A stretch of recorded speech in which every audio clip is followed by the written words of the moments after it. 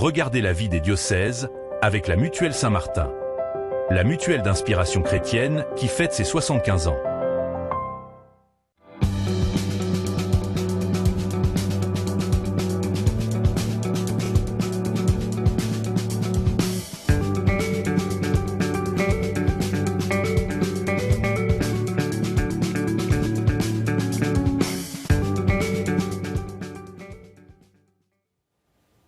Bonjour à toutes et à tous, bienvenue sur KTO Télévision et KTO Radio pour la vie des diocèses, où nous partons chaque semaine à la découverte d'un territoire, d'un diocèse et de son évêque. Et aujourd'hui, direction la Bourgogne, pour mieux connaître le diocèse de Dijon, qui correspond aux limites du département de la Côte d'Or.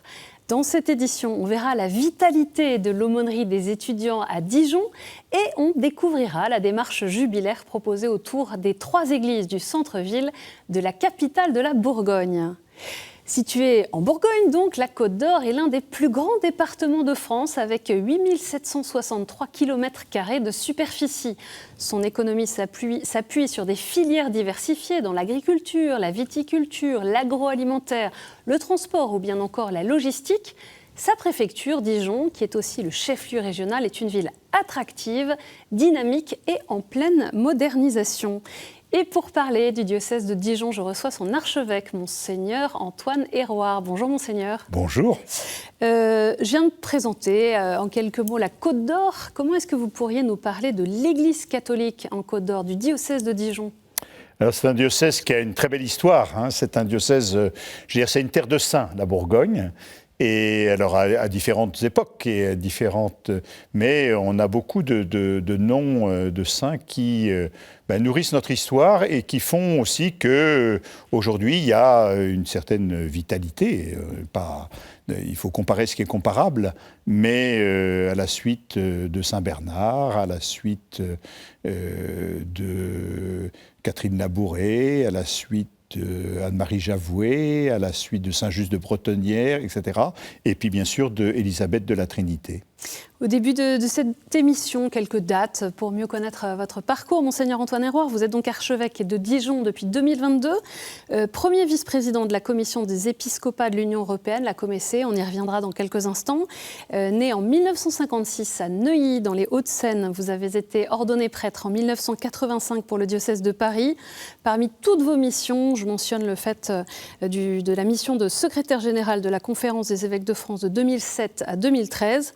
Et vous étiez évêque auxiliaire de Lille de 2017 à 2022. Votre devise épiscopale, elle vient de l'Évangile de Jean au chapitre 3. « Dieu a tant aimé le monde ».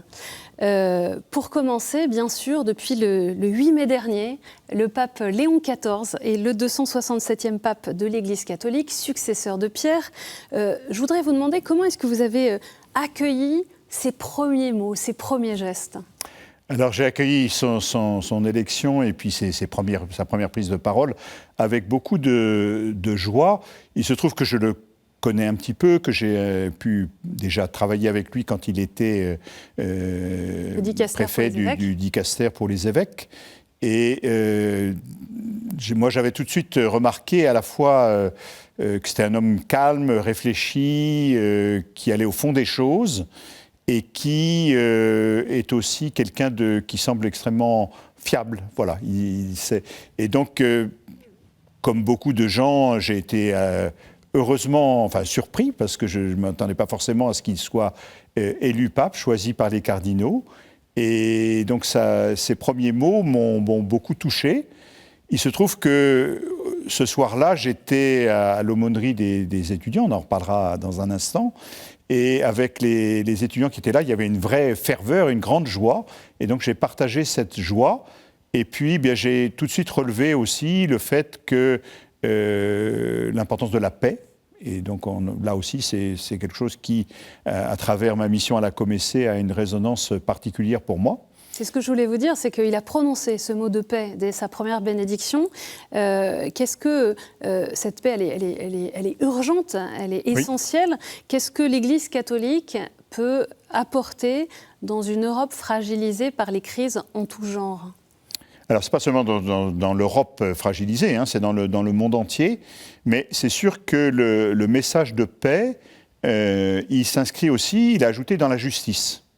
Et donc c'est bien cette articulation-là qu'il faut rechercher. Donc c'est pas une sorte de pur pacifisme où en disant on ne se défend pas contre les agressions, on arrête toute forme de conflit pour pouvoir vivre en paix. Non, ça c'est pas la paix. Hein. La paix, elle est bâtie sur la justice et sur le respect des droits. Voilà. Et donc c'est vraiment à cela qu'il faut ajouter. Le pape a aussi parlé des aspects plus humanitaires, en particulier vis-à-vis des enfants qui ont été emmenés de force en Russie pour qu'on puisse prévoir leur retour, les échanges de prisonniers, etc. Partons maintenant à Dijon, si vous le voulez bien, puisque avec près de 40 000 étudiants, la capitale de la Bourgogne et de la Côte d'Or attire de plus en plus de jeunes grâce à de nombreuses universités et écoles pour des études supérieures. Certains d'entre eux profitent de ces années pour découvrir ou approfondir la foi catholique, notamment grâce à l'aumônerie des étudiants. Notre journaliste Anne-Chantal Giraud les a retrouvés pour leur rencontre hebdomadaire le jeudi soir à l'aumônerie CCU de Dijon. Dans le campus universitaire de Dijon, au milieu des facs, des écoles d'ingénieurs ou de commerce, l'église Sainte-Jeanne d'Arc est facilement repérable. Et derrière, la maison Ozanam qui accueille l'aumônerie des étudiants. Cet après-midi, des jeunes engagés s'activent à l'intérieur pour préparer la soirée hebdomadaire du jeudi soir. Comme toutes les semaines, à 19h, on va se retrouver pour la messe des étudiants. Et ensuite, on fait un repas partagé que là, les gens sont en train de préparer. Le lieu accueille des jeunes chrétiens originaires de Dijon, mais pas seulement. C'est en tout cas le constat du père Mathieu Delestre qui en est l'aumônier. Un certain nombre d'entre eux, pendant leur vie étudiante, cherchent quelque chose, soit parce qu'ils sont déjà chrétiens, soit parce qu'ils cherchent à le devenir. Et on sait qu'en ce moment, il y a vraiment du mouvement de ce côté-là. Environ 25 jeunes se sont présentés à moi depuis septembre dernier qui me disent vouloir être baptisés. Donc il y a tout un aspect d'accueil de gens désireux de la foi chrétienne. C'est par exemple le cas de Cléa qui se prépare à recevoir le baptême. Je connaissais pas du tout l'aumônerie et j'ai une copine de promo qui m'a dit « mais viens, c'est super, il y a plein de gens, c'est super fraternel, ça va nous renforcer dans notre foi » parce qu'elle est aussi sur le chemin du catéchuménat et du coup elle m'y a emmenée et voilà, c'est trop cool. Pour accueillir chacun, les activités proposées à l'aumônerie sont variées. Autant de prières que de mise au service, que de temps fraternel. On fait vraiment de tout pour que ça convienne à tout le monde. À 19h, c'est avec une assemblée jeune et priante qu'est célébrée la messe. Une centaine de jeunes sont au rendez-vous. Bienvenue chers amis, bienvenue à ce rendez-vous jeudi soir. C'est le rendez-vous que le Seigneur lui-même vous donne. On accueille les nouveaux à la sortie de la messe. C'est cool qu'on su qu'il y avait l'aumônerie. Puis tous se retrouvent à l'aumônerie pour la soirée. Michel, bénévole à l'aumônerie depuis 14 ans, a constaté une hausse de la fréquentation de l'aumônerie ces derniers temps. Quand je suis arrivée, on était une trentaine. Puis maintenant, vous voyez, on est autour de 60-70 personnes qui restent. Un succès qui montre la soif des jeunes, soif de Dieu et soif de relations.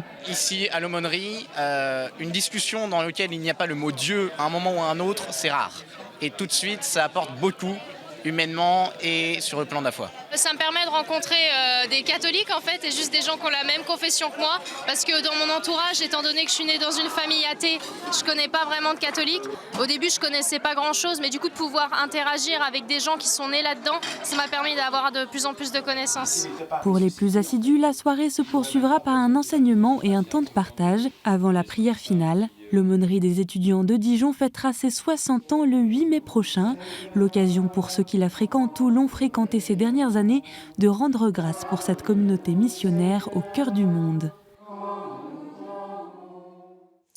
On voit toute cette effervescence de la vie étudiante que l'Église catholique accompagne. Il y a aussi un foyer qui a été ouvert, le foyer Frassati, pour accueillir les étudiants dans les meilleures conditions. Comment est-ce que l'évêque de Dijon que vous êtes voit cette effervescence ? Ça me réjouit et puis j'essaie de l'accompagner, de l'encourager pour ce qui me concerne. Donc sur l'aumônerie des étudiants, je viens plusieurs fois dans l'année et donc on avait prévu de fêter donc, les 60 ans de l'aumônerie le 8 mai. Donc il s'est trouvé que c'était une date qui restera dans les mémoires Et j'ai été, pour ma part, très, très heureux de partager ce moment exceptionnel de l'élection du nouveau pape, Léon XIV, avec les jeunes et de voir leur ferveur et leur enthousiasme devant cet événement d'église. Et d'avoir voulu aussi ouvrir un foyer pour accueillir les étudiants. Alors, il y a un double foyer qui est à la maison diocésaine, qui n'est pas très loin du campus, et où il y a à la fois un foyer de garçons qui existait déjà depuis quelques années, et puis on a ouvert aussi un foyer de filles pour pouvoir accueillir aussi des étudiantes. J'y suis allé il n'y a pas très longtemps non plus, les rencontrer, et j'ai vu qu'il y avait non seulement une bonne atmosphère et une bonne camaraderie entre eux, et puis bien, le désir aussi d'allier la rigueur des études avec aussi quelques éléments de réflexion et de prière chrétienne. Pierre-Giorgio Frassati, qui est déjà béatifié, qui sera canonisé cet été à l'occasion du Jubilé des Jeunes, une figure magnifique de sainteté. Ce regain d'intérêt pour la foi et l'Église, on l'entendait déjà un peu dans ce reportage, on le retrouve bien sûr dans le nombre croissant d'adultes et de jeunes baptisés. Comment est-ce que vous interprétez ce signe des temps ? Alors, je pense qu'on vit dans un monde qui est difficile, où il y a beaucoup d'inquiétudes, d'anxiété, et qu'aujourd'hui, beaucoup de gens, et de jeunes en particulier, cherchent vraiment un sens à leur vie. En lisant les lettres des catéchumènes adultes, et puis actuellement, je lis aussi ceux qui demandent la confirmation, qui vont être confirmés à la Pentecôte. Eh bien, on voit qu'il y a une attente spirituelle très, très forte, avec des itinéraires différents. Il y a des gens qui viennent de familles d'origine chrétienne, mais qui, au fil du temps et des événements, ont un peu laissé tomber et redécouvrent la foi. Et puis d'autres qui font un parcours d'une découverte tout à fait nouvelle pour eux, et de trouver la beauté, la fraîcheur, la joie de l'Évangile, et que ça, c'est quelque chose qui est magnifique. Depuis bientôt 2 ans a été créée ce que vous avez appelé une école pour la mission, pour les 4 diocèses de Bourgogne.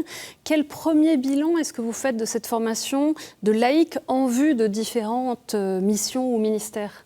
Alors cette école, elle s'adresse à des laïcs qui sont envoyés par les diocèses pour pouvoir y assumer ensuite des responsabilités. Donc c'est pas, on a aussi dans le diocèse de Dijon une autre formation qui est plus d'un premier niveau, si je puis dire, l'école de la foi. Et donc l'école pour la mission, je pense que ce qui est intéressant aussi, c'est de se dire que ça se passe en province, et que donc des acteurs qui vont exercer ensuite des responsabilités dans la catéchèse, dans le catéchuménat, dans la liturgie, dans la vie des paroisses, vont pouvoir un peu se connaître. En province ecclésiastique. En province ecclésiastique, oui. Province ecclésiastique, c'est-à-dire, nous, c'est les 4 diocèses de la Bourgogne. Et donc, ils vont apprendre aussi à se connaître et à partager entre eux. Et les retours que j'en ai des participants que je peux connaître à Dijon, eh bien, sont très favorables et très positifs, parce que à la fois ça les bouscule un petit peu parfois dans la foi telle qu'ils l'ont comprise depuis le temps de leur catéchisme, et en même temps ça leur permet de trouver une cohérence plus forte et plus grande. Et donc je pense que cette nécessité de la formation, elle est vraiment à encourager et à développer de plus en plus. Et donc cette première promotion qui recevra peut-être de nouvelles missions à l'issue de cette formation.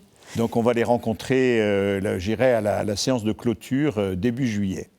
À l'occasion du Jubilé 2025, nous sommes dans une année jubilaire, le diocèse propose une démarche originale, visiter pendant les mois de l'année sainte qui reste à vivre les 3 églises du centre de Dijon, un parcours à faire en paroisse ou en groupe, les samedis matins et les dimanches après-midi, avec un petit livret spécifique.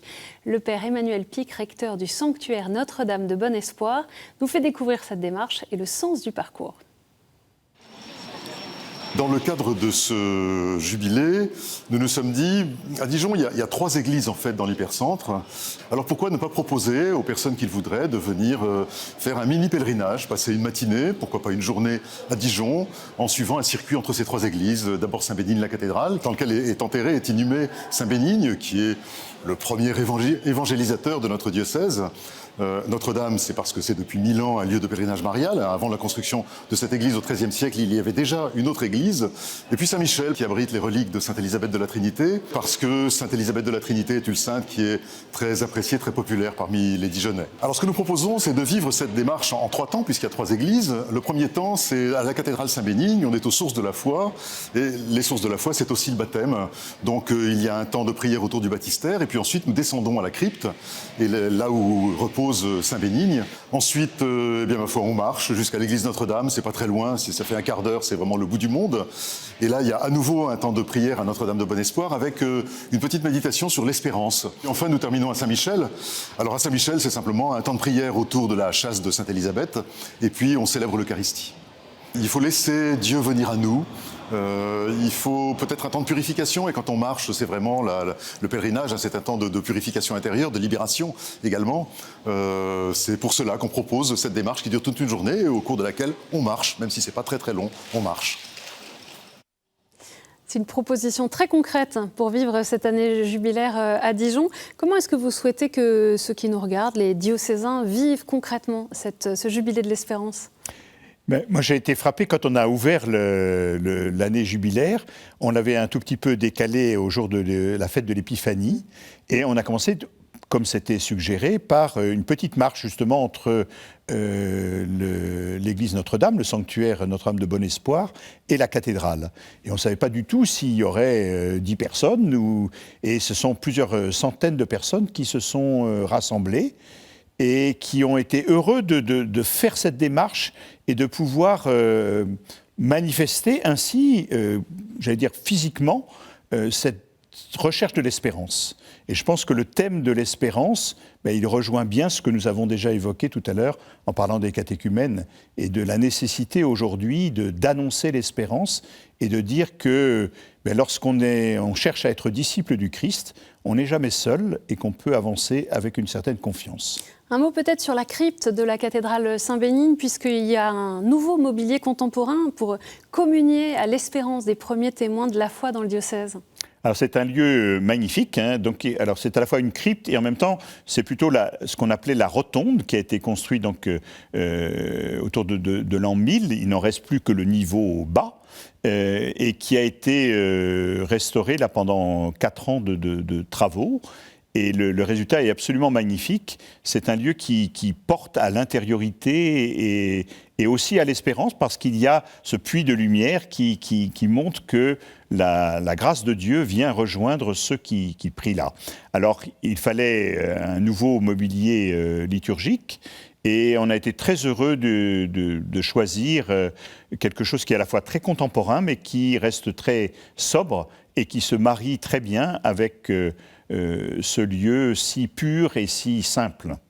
Vous avez évoqué tout à l'heure dans les grandes figures de sainteté du diocèse Saint-Bernard. Lors de la précédente édition de la vie des diocèses, nous étions allés justement voir la maison natale de Saint-Bernard. Où en sont les projets qui avaient été évoqués à l'époque ? Alors ils avancent, ça commence à se concrétiser, c'est-à-dire qu'on a mis au point différentes équipes qui vont aider sur les aspects matériels, financiers, etc.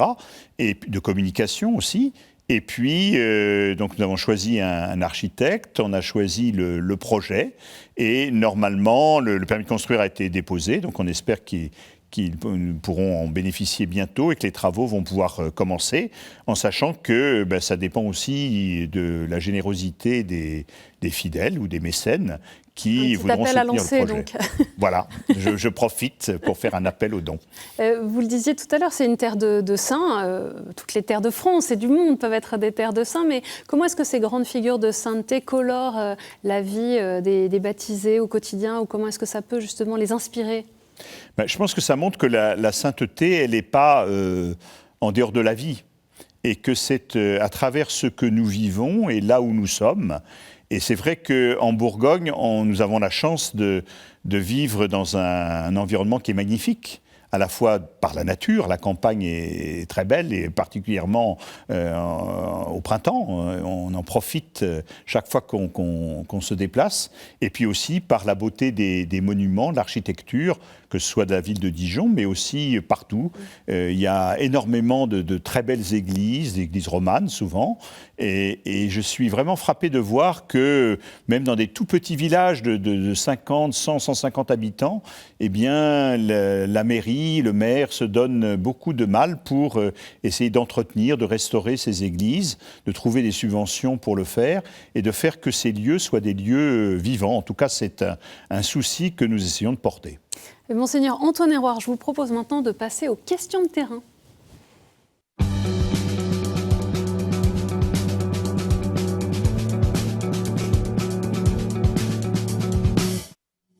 Alors, on a une première question très concrète de Simon, 25 ans, qui est ouvrier viticole sur Comblanchien et qui est engagé dans la paroisse de Nuits-Saint-Georges.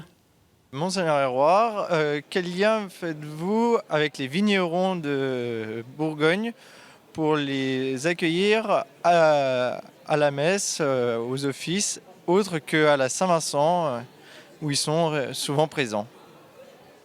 Alors, je ne sais pas s'il faut dire autre que la Saint-Vincent, parce que la Saint-Vincent, c'est déjà un événement très, très important chaque année, à la fin janvier, et autour de la fête de Saint-Vincent, qui rassemble donc les vignerons des différents villages. Ce que l'on voit, c'est que dans les villages viticoles, il y a à la fois un soin particulier qui est apporté aux églises, à l'entretien, etc. En même temps, on sait aussi que les viticulteurs sont des gens qui sont très occupés et très engagés dans leur métier. Mais le symbole est magnifique, et de se dire qu'à travers le soin de la vigne, eh bien, c'est quelque chose qui nous rapproche de Dieu. C'est une image biblique. Absolument. On trouve dans toute la Bible. On a une autre question de Jacques, qui est bénévole à la paroisse Notre-Dame à Dijon. On nous demande de nous confesser souvent, mais pourquoi il y a si peu de confessions en général, et particulièrement dans le diocèse ? Alors, je ne sais pas s'il y a si peu de confessions, c'est-à-dire qu'il y a en particulier donc à Dijon, mais ça peut être vrai aussi ailleurs, parce qu'il faut bien se prendre en compte que le diocèse, c'est Dijon, mais c'est aussi toutes les paroisses de campagne, comme vous l'avez souligné, on a un vaste territoire. Donc il y a des permanences de confession, et il y a toujours la possibilité de rencontrer les différents curés pour pouvoir se confesser. Mais au moins à Dijon, nous avons aussi maintenant l'habitude depuis des années d'avoir 2 journées du pardon, une avant Noël et une avant Pâques, pendant le carême, qui rassemble beaucoup de prêtres, d'abord, qui viennent pour pouvoir entendre les confessions, et énormément de fidèles. Et justement, nous nous sommes fait la réflexion cette année qu'au carême, il y avait particulièrement un nombre particulièrement important de personnes, jeunes ou adultes ou plus âgées, qui sont venus se confesser, recevoir le sacrement de réconciliation. J'ai une dernière question de Charlotte, qui fait partie d'une équipe liturgique dans une paroisse de campagne. Ah, voilà. Bonjour Monseigneur, j'avais une question pour vous. Quel avenir voyez-vous pour nos paroisses de campagne ? Alors c'est une grande question qui nous anime tous. Je pense que les paroisses de campagne, elles ont aussi besoin de se prendre en charge, et que les laïcs qui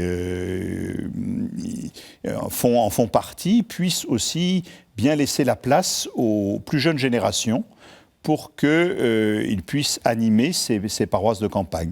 Moi, j'essaie de circuler beaucoup dans le diocèse, le plus possible, et je vais souvent en campagne, donc, et je suis souvent admiratif de ce que je vois. Alors souvent avec des moyens qui sont disponibles, et qui ne sont pas ceux de la ville, mais où il y a des initiatives et où il y a de la vitalité.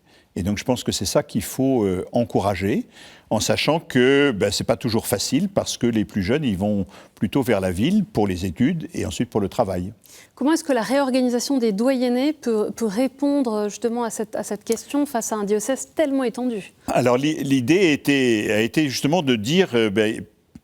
toutes les paroisses ne peuvent pas tout faire, parce qu'elles n'ont pas suffisamment de personnes qui peuvent s'impliquer dans les différents domaines, mais qu'on doit pouvoir mutualiser davantage au niveau du doyenné, que le doyenné est sans doute la bonne échelle pour pouvoir porter, et puis permettre aussi aux prêtres de ne pas être trop isolés, mais de pouvoir partager non seulement le repas, la fraternité, l'amitié, mais aussi le travail en commun.